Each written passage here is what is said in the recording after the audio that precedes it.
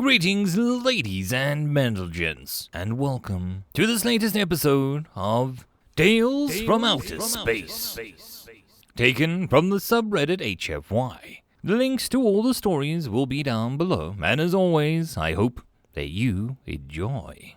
And if you do, please consider subscribing.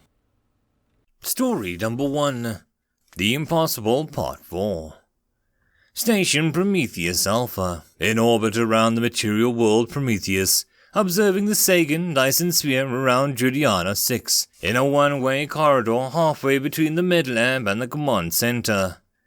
I came to an important revelation when talking with Chief Analyst. Dr. Reyes began without preamble, having yet again cornered Commander Church and Lieutenant Matthews during work hours. They were curious about the Sagan, of course, wanted to know how we did it, but most curious of all was how exactly they thought to understand the most.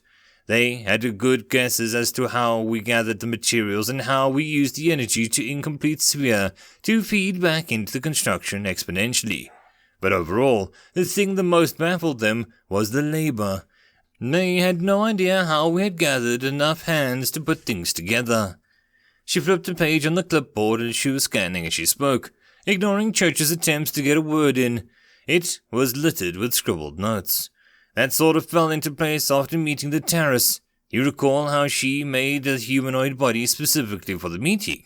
Yeah, I asked about that, and it turns out the broodmothers do that all the time. They have the ability to produce a highly specialized offspring to fulfill whatever task is needed. It's how they adapt. Say we have a task that needs a digital precision to pull off. We would program a computer to do it. But for the same problem, a broodmother would create a unique scalia with a superpowered mind geared specifically to that exact task and nothing else. It is a very efficient way of running a civilization, but it has limits. She raised a finger knowingly, eyes triumphantly locking on Church's. Automated drone labor, exponential replication tech, these are things that they can't do.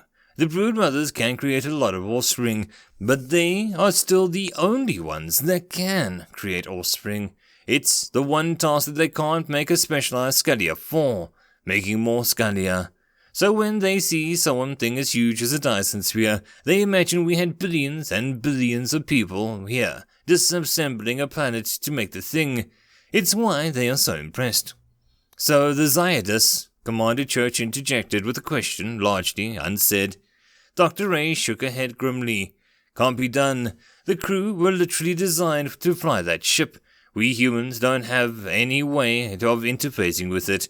If we want a warp ship now, we are going to have to remove its engine and integrate it into our own ships. Well then, Church spoke up before Reyes could get going again. She could talk like this for hours without stopping. Looks like I have another project to get started. Ship 0133, designation Terrace 1, position Z-149, X-90461, Y-91275. Broodmother Terrace was between jump 159 and 160 when she felt the awakening. She had a few last wistful moments of free thought. She spent it wondering if her plan would work, if this desperate attempt at freedom would have any chance of being different, if humanity really could do better than any of the dozen of civilizations that she had seen trampled effortlessly beneath the might of the brood. Then she reached deep within herself, taking the melancholic thoughts with her, and buried her treachery into the depths of her psyche where it would never be found. The takeover was gradual. Taurus was not sure what to expect. It was the first time she had experienced this exact part of the cycle after all, but she could feel the genuine care in a way the Grand Queen exerted her authority. All the motherly love of a parent putting her daughter to sleep firmly, knowing it was the right thing for her. 30,000 broodmothers between them commanding 3 trillion scalia drones, mentally bound towards a single point in space. Over the 1,000 separate walls across only 6,000 light-years of space instantly stopped, their respective leaders going from bitter enemies to perfect comrades in the space of a heartbeat. There was a burst of sadness across the network as the Queen expressed her disappointment at the hostility between her beloved daughters, her regret that the Scalia had died fighting one another. Then, after bathing her children in her love, the Queen demanded a report. A mountain of data, more information than anything else in the known universe, organic or digital, could possibly process, was directed to the vast consciousness in the Grand Queen. 800 standard years multiplied by 30,000 separate experiences was processed with breathtaking efficiency, analyzed, compared with the information and filed into a Grand Queen's memory. The most powerful computer in the universe at work. Then she arrived at the modern day and a single report gave a pause. Rude Mother Terrace felt the vastness of the Queen's mind focus on her, a sensation that would have likely rendered her unconscious if she hadn't lived it before. An ant suddenly having the intention of a god. Images flitted through her mind, Taurus's memories being sorted through with careless ease and loving care. The Queen only slowing to guarantee that she wouldn't harm her. A star disappearing, a warp journey, a panicking report from a captain of Explorer's cast, a structure that swallowed the sun, transcendent qualities of sheer power. A demand filtered through Taurus, the one that brooked no arguments. You tell me of this race of humanity. Station Prometheus Alpha, in orbit around the material world Prometheus, observing the Sagan Dyson sphere around Juliana 6. Brig. They were expecting it. They had been given a warning from Taurus upon her leaving that Zydus had its crew behind. They had even locked the crew in containment cells as a precaution, the Scullier going in willingly at the command of the Broodmother. All the same, the human staff of Prometheus Alpha were totally shocked when the entire crew of the Zydus suddenly turned hostile. Calmly talking to crew members behind locked cells stopped speaking mid-sentence. Those who had been eating from the nutrient feeders installed in the facility from their ships stopped mid-bite. There was an eerie few minutes as the drones all stared at the wall in a haunting, synchronized silence. None of them attempted to communicate. Then all at once, every single one of them attacked the walls of their cells with desperate attempts to escape. None were successful, not immediately. The layered neo-plexiglass could withstand the impact from a small cannon.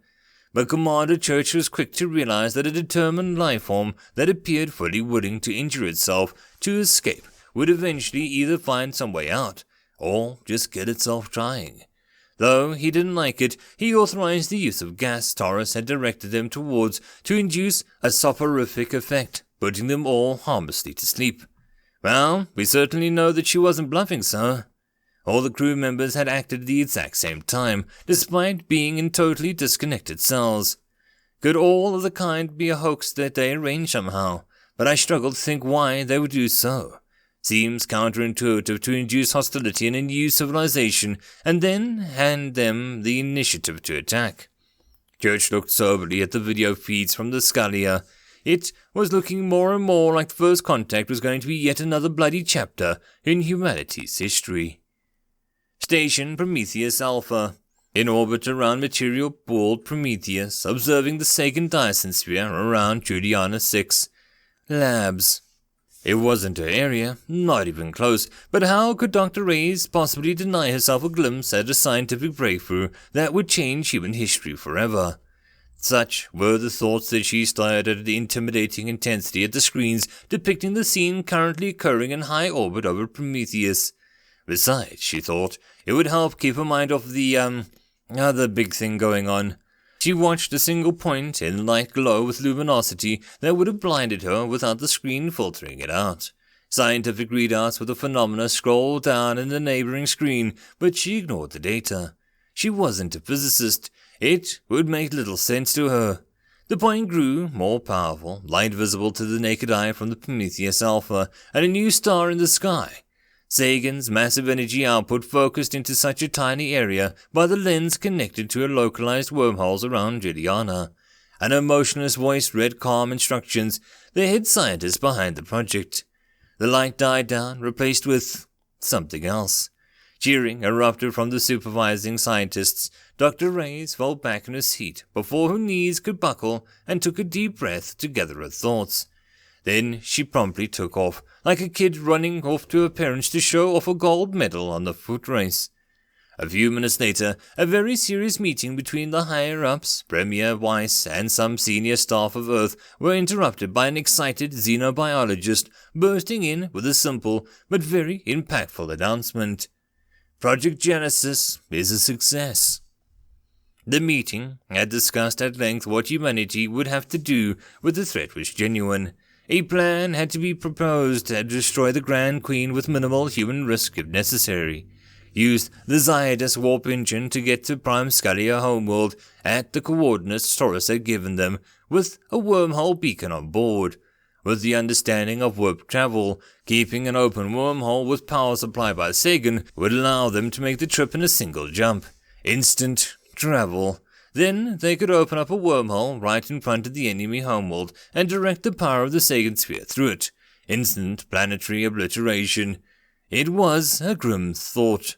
Genocide on a scale never seen before to save untold more civilizations that would otherwise be trampled underfoot. Undertale. That was a last resort. The entire station staff had been given the chance to know the Scalia over the little time that they had been on the Prometheus. They were curious people, alien in their culture, but with more similarities to themselves than differences. Chief Analyst had even mentioned a great bioseed that implied the shared and ancient ancestor. To have first contact and the war of supremacy, when Taurus was clearly so desperate for peace. To have the greatest achievement of human engineering ever used as a weapon of ultimate destruction, against a people who, in their understanding, were essentially slave soldiers to a single overlord. It could be done, but that didn't want to. None of them truly did. Then Dr. Reyes burst through the door and had given the best news they had collectively heard all week. Project Genesis, the most experimental technology since the invention of wormhole beacons. The eggheads were now even fine-tuning equipment for the use of the inevitable upcoming conflict. Genesis, the Scalia ignorance concerning drones, the energy of the Sagan sphere. The plan started coming together. 2 months after first contact, the Scalia Armada arrived at the Juniana system. They were in a wide, very scattered formation, the direction of the Grand Queen, wary of any extremely wide area attacks made possible by the Dyson sphere. There were over 10,000 warships, an unprecedented quantity of sheer firepower and military supremacy. The sight of them gliding through the space was a dread-inducing, the last sight of 1,000 civilizations over the galactic eons. This was an empire-destroying fleet. Brood Mother Taurus, together with 2 of her sisters that had been gathering, led the vanguard, examined the human presence in the system, noting changes from Taurus's memory. First and foremost, there was a human fleet orbiting Prometheus above the layers of planetary soil and still lazily circling the world. Mostly the same model of ship, moving in impressively controlled formations, approximately 800 of them. Confidence swirled in the minds of the 2 brood mothers and the inferior numbers. A reprimand instantly came from the Grand Queen, reminding her arrogant daughters of past campaigns where the technology difference had led to shocking losses, even in conflicts where the brood had possessed an overwhelming numerical superiority. Even with an apparent advantage, the brood must adapt before victory was certain. Subtly chastised, the brood mothers ordered the fleets forward, weapons poised for the attack. In the name of the Grand Queen, they would annihilate this upstart civilization and take the Sun Sphere as an asset to serve the great expense that would soon begin. Human ships moved to intercept, and soon space was littered with wreckage. The war had begun. End of chapter. I hope that you enjoyed, and if you did, please consider subscribing. If you wish to support the author, there is a link to the original story, so pop over there and give him your support. If you wish to support this channel, however, there are a few ways to do so. The best and easiest would be to share this video with other people, as well as liking, subscribing, and leaving a comment. All of these things tell the algorithm that this channel is at least vaguely interesting, and that may share it with other people. If you wish to support the channel in some other manner, watching my other videos would also help tremendously. Or, if you really like, there is a link down below to leave a tip or to join the Patreon. Any and all support is very much appreciated. And I hope that you all have a good one until the next time, and I'll see you then. Cheers.